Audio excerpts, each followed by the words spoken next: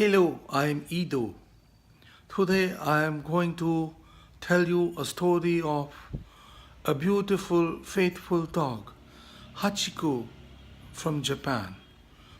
This is a tale of loyalty, of boundless affection, and lifelong bond between an Akita dog and his master. It is a touching, true story from Japan.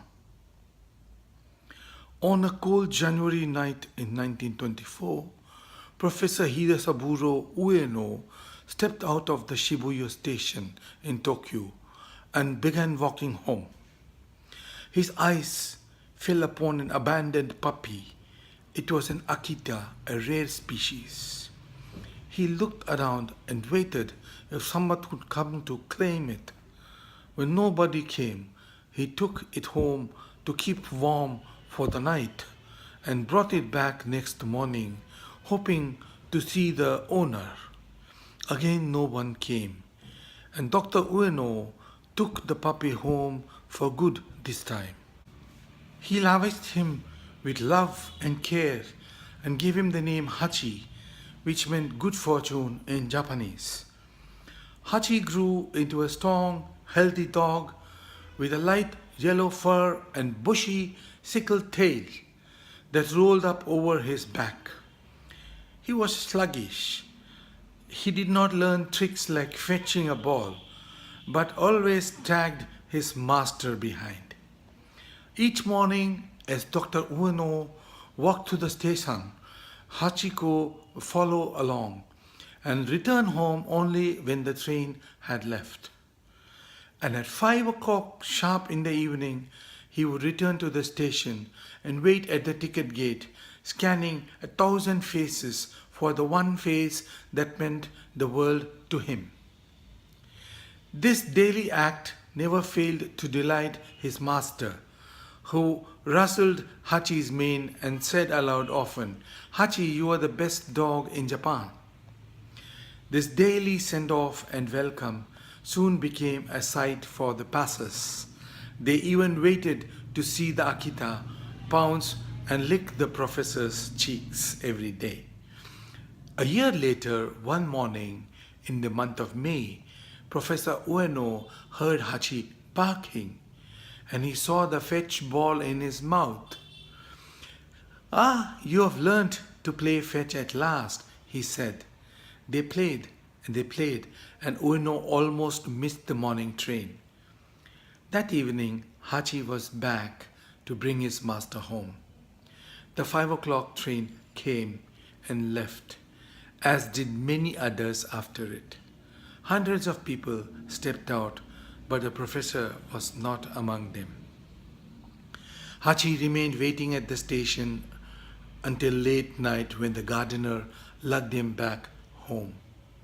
It was a house in mourning. Professor Ueno had died of a stroke that day in the classroom. When the professor's favorite things were put inside the coffin, Hachiko jumped inside and plonked himself alongside the other goods, the favorites of his masters. It took the family a struggle to dislodge him and take him out of the coffin. Hachi began to live with the professor's family in another part of Tokyo, distant from the station. He remained restless and ran away more than once until the family gave up trying and left him back in Shibuya with the gardener to tend for him. Back in his old home, Hachi headed to the station at once and took post at the wicket gate like before. The 5 o'clock trains came and failed the faithful dog each time. Hachi never returned home again because his master no longer lived there, and instead he strayed about the Shibuya station and biding his life away. Every day for the next 9 years, 9 months and 15 days, Hachi was there at the station to receive the 5 o'clock train, living in hope, living in vain. On the streets, he was now thin, dirty and sick. riddled with the battle scars from the fights with the other dogs. His left ear was torn, and he had lost the proud, strong look of the past. People forgot him slowly. Until one day, the professor's student Saito saw him and remembered. He traced the gardener and learnt of Hachi's tale of grief. Saito often returned and started writing about the Akita dog and his tireless faith.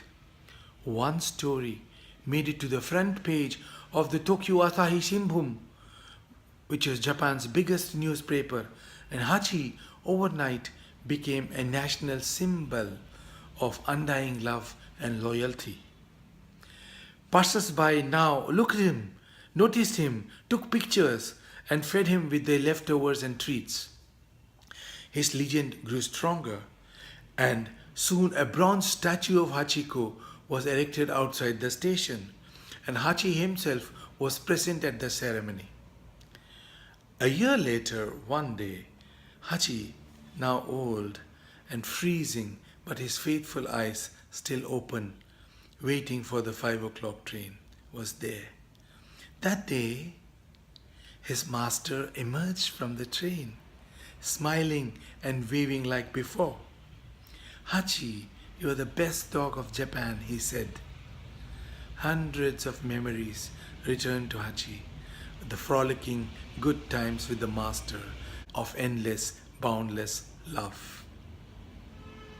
Next morning, on March 8, 1935, Hachi was found dead on a side street near the station at the age of 13. His death broke 1,000,000 hearts. Hachi's bones were buried near his master's grave, but his skin lies preserved in the museum at Ueno. His bronze statue was used up in the World War to make arms, but restored again to its glory a few years later. And the station exit where he waited is now named after Hachiko, Hachiko Guchi. 90 years later, the Tokyo University unveiled another statue of Hachiko, now reunited with his master. Hachi's is a touching tale indeed, of the lifelong bond between a dog and a man, and the boundless devotion of which a dog is capable. His legend shall live forever etched in the hearts of millions of dog lovers the world over. We can also learn some things from Hachi. When we see off a loved one at the door, it is with the hope for their return. And when they do not return, we miss them and pine for them all life long. So always love your pets, for they love you. God bless you.